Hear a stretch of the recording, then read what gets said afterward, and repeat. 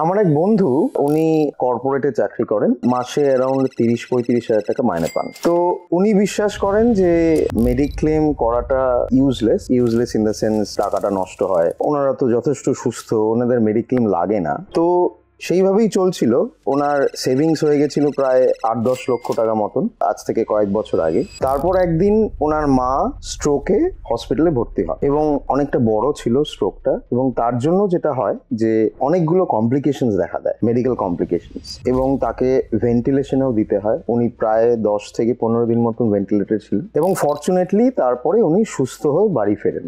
এই পুরো জার্নিতে ওনার হসপিটালের প্রায় বিল অলমোস্ট 8-10 লক্ষ টাকা হয়, কারণ অনেক ওষুধ, অনেক ইনভেস্টিগেশন, অনেক কিছুই দিতে হয়, এবং সেটা একটি মাঝারি দরের কর্পোরেট হাসপাতাল, এমনও নয় যে খুব উঁচু কর্পোরেট বা খুব এক্সপেন্সিভ কর্পোরেট, মিডল লেভেল। তো তাতে যেটা হয় যে এই ছেলেটির যত সেভিংস ছিল, পুরো সেভিংসটাই কিন্তু একটা লার্জ চাঙ্ক তার চলে যায় এই ট্রিটমেন্ট করতে, এবং তার পরবর্তীকালে ওষুধপত্র, ফিজিওথেরাপি সব মিলিয়ে। এটা যেটা হলো যে তার যেই সেভিংসটা সে দিনরাত খেটে এক করে করলো, সেই সেভিংসটা কিন্তু একটা এপিসোডে তার পুরোটা নষ্ট হয়ে গেল।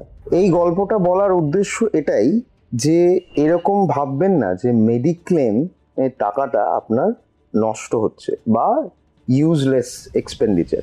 যেখানে এখন হেলথ কেয়ার কস্ট গেছে, সেখানে আপনার যদি মেডিক্লেম না থাকে, তাহলে কিন্তু আপনার যা সেভিংস আছে, যদি এরকম কখনো হয় যে মাল্টিপল টাইমস কোনো রকম অসুস্থতায় পড়তে হচ্ছে আপনাকে বা বাড়ির লোকজনকে পড়তে হচ্ছে, তাতে আপনার যা হাসপাতালের খরচা হবে, সেটা যদি মেডিক্লেমে কভার না থাকে, তাহলে কিন্তু আপনার পুরো টাকাটাই নষ্ট হয়ে যেতে পারে। সো আমার যেটা সাজেশন হবে, স্ট্রং সাজেশন, যে নিশ্চয়ই আপনারা গ্যাজেট কিনবেন, নিজের ভালো লাগার জিনিস কিনবেন, সবই করবেন, কিন্তু এইগুলো করতে গিয়ে যেন মেডিক্লেমের খরচাটা কোনোভাবে হ্যাম্পার না হয়।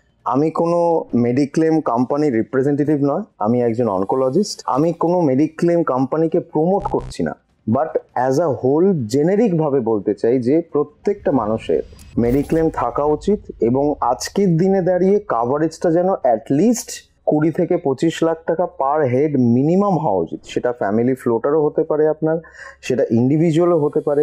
যাদের ধরুন এরকম ফ্যামিলি স্ট্রাকচার যেখানে বয়স্ক বাবা মা আছেন এবং একজন সন্তান আছেন, ছেলে বা মেয়ে, ওয়ার্কিং এজে, তাদের ক্ষেত্রে ফ্যামিলি ফ্লোটার করতে পারেন, বা তার ইন্ডিভিজুয়ালি একটা করলেন এবং বাবা মারও ইন্ডিভিজুয়ালি একটা করলেন। সেক্ষেত্রে যেটা হয় যে কাভারেজটা বেটার হয়, আর আপনার ক্ষেত্রে মানে যিনি ইয়াং মেম্বার আর কি, তার ক্ষেত্রে প্রিমিয়ামটা অনেক কম পড়ে।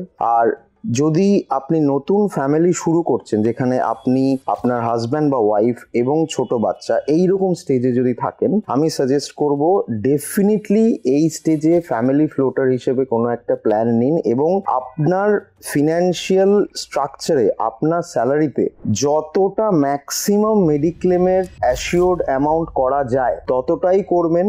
এটাকে কখনো কোনো ইনভেস্টমেন্ট হিসেবে নেবেন না, কারণ খারাপ দিন কখনোই বলে কয়ে আসে না, এবং যখন খারাপ দিন আসবে তখন কিন্তু আপনি মেডিক্লেম করে সেটাকে কোনোভাবে কম্পেনসেট করতে পারবেন না। কাজেই আমার সাজেশন হবে যে mediclaim is a must for today's time, and you should not compromise on the amount of mediclaim that you are doing. এটা আমার ভীষণভাবে আপনাদের কাছে রিকোয়েস্ট, কোনোভাবেই মেডিক্লেমটাকে লাইটলি নেবেন না। নমস্কার, আমি doctor Joydeep Ghosh, senior consultant, Apollo multi speciality hospital. যদি আপনাদের ভিডিওটা ভালো লেগে থাকে, লাইক করুন এবং আমাদের চ্যানেলটি সাবস্ক্রাইব করুন। Thank you.